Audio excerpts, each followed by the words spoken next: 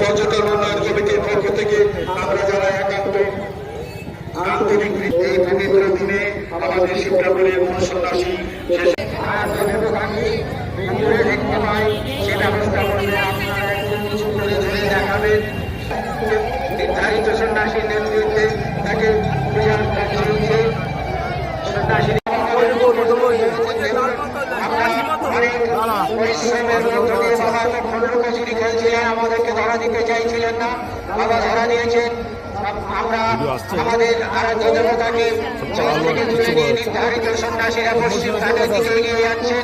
তারা সেখানে আরাধ্য দেবতা পূজিত হবে।